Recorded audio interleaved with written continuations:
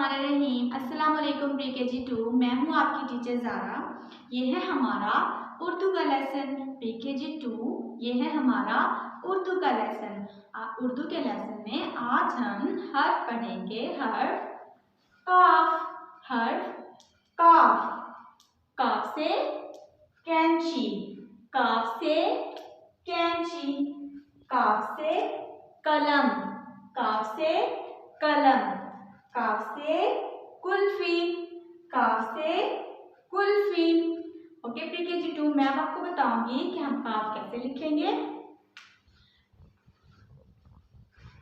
नुक्ते से शुरू करना है, फिर गोल बनाना है, फिर नीचे लेके आना है,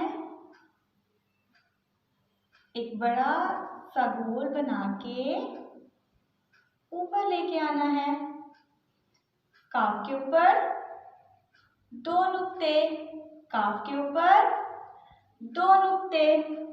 ये है काफ की आधी शक्ल। ये है काफ की आधी शक्ल। प्री के जी 2 मैं आपको बताऊंगी कि काफ की आधी शक्ल कैसे लिखेंगे। नुक्ते से शुरू करना है, इसे गोल बनाना है, फिर इसे नीचे लाइन पर लेकर आना है। काफ के ऊपर दो नुक्ते। काफ के ऊपर दो नुक्ते। काफ से कैंची।